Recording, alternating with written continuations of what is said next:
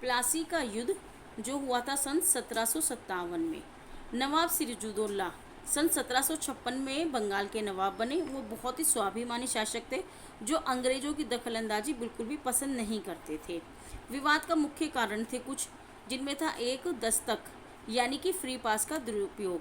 British व्यापारी बिना tax के ही व्यापार कर रहे थे, जिससे बंगाल के खजाने को बहुत नुकसान हो रहा था और वो धीरे धीरे खाली होता जा रहा था। किलेबंदी, अंग्रेजों ने नवाब की इजाज़त के बिना ही कोलकाता में फोर्ट विलियम की किलेबंदी शुरू कर दी और शरणार्थियों को पनाह देना। जैसे कि नवाब के कुछ दुश्मन थे, उनमें सबसे खास थे कृष्णदास। इन लोगों को अंग्रेजों ने अपने यहाँ पर शरण देना शुरू कर दिया। कासिम बाजार और कोलकाता पर हमला। अब जब नवाब के साथ अंग्रेज इतना गलत कर रहे थे तो नवाब ने भी गुस्से में आकर अंग्रेजों की कासिम बाजार फैक्ट्री पर कब्जा कर लिया और अपने फोर्ट विलियम को वापस जीत लिया। इसके बाद क्या हुआ, काल कोठरी की घटना। अंग्रेजों का कहना ऐसा था कि नवाब ने 146 अंग्रेजों को एक छोटी सी काल कोठरी में बंद कर दिया, जिससे कि दम घुटने के कारण उनके 123 अंग्रेज मारे गए। इसी घटना ने अंग्रेजों को युद्ध के लिए भड़काया। आगे हम आते हैं नेक्स्ट पॉइंट पे, जो है रॉबर्ट क्लाइव की साजिश। मद्रास, जिसे हम आज के टाइम में चेन्नई के नाम से जानते हैं, रॉबर्ट क्लाइव को एक बड़ी सेना के साथ कलकत्ता भेजा गया। क्लाइव जानता था कि सीधे तो युद्ध में हम नवाब को नहीं हरा सकते, इसलिए उसने वही नीति अपनाई जो हमेशा से लोगों ने अपनाई है, फूट डालो और शासन करो। तो उसने नवाब के दरबारियों को लालच देना शुरू कर दिया। मीर जाफिर नवाब का सबसे मुख्य सेनापति था, जिसे क्लाइव ने एक अलग नवाब बनाने का दावा दिया। उसने बोला कि भाई अगला जो नवाब होगा वो तुम बनोगे।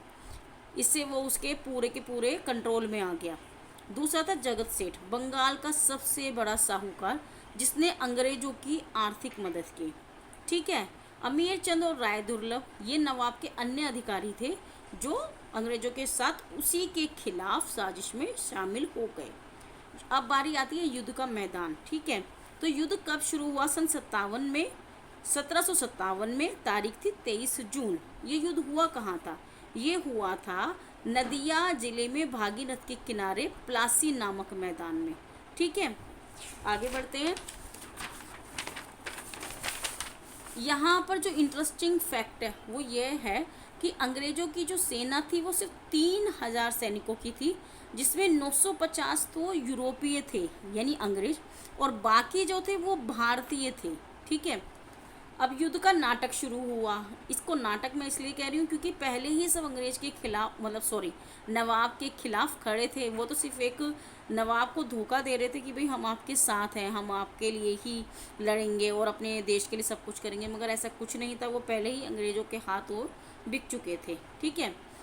तो फिर जैसे ही युद्ध शुरू हुआ, मीर जाफर ने अपनी बड़ी टुकड़ी को पीछे रखा और नवाब से कहा कि आप तो महल में जाइए, हम यहाँ पे सब संभाल लेंगे। तो उसके बाद क्या होता है, मीर मदान की शहादत। नवाब के प्रति वफादार देशभक्त कमांडर मीर मदान बहादुर से लड़ते हुए मारे गए। उनके मरते ही नवाब एकदम कमज़ोर पड़ गए। क्यों कमज़ोर पड़ गए, क्योंकि बाकी सब तो उनके खिलाफ थे। उनके जो वफादार थे वो ये सिर्फ एक अकेले ही थे। इसका परिणाम क्या हुआ बाद में जाके, इसका परिणाम ये हुआ कि नवाब के मरने से, ठीक है, मीर जाफ़र के बेटे मीरन ने हत्या कर दी। मीर जाफ़र बना कठपुतली। वादे के मुताबिक अंग्रेज़ों ने उसे नवाब बना दिया और बदले में उससे अंग्रेज़ों को भारी धन और 24 परगाना की जमींदारी दे दी। आर्थिक लूट की शुरुआत कहाँ से हुई, यहीं से हुई। अंग्रेज़ों ने बंगाल का सारा खजाना लूटना शुरू कर दिया। इस युद्ध ने अंग्रेज़ों के लिए बंगाल का दरवाज़ा खोल दिया, जिसे मिले पैसे का इस्तेमाल करके उन्होंने बाद में पूरे भारत को गुलाम बनाया। तो ये कोई छोटा मोटा युद्ध नहीं था, ये इतिहास का एक बहुत ही महत्वपूर्ण युद्ध है। इसी से ही अंग्रेज़ों ने भारत में घुसपैठ शुरू करी थी।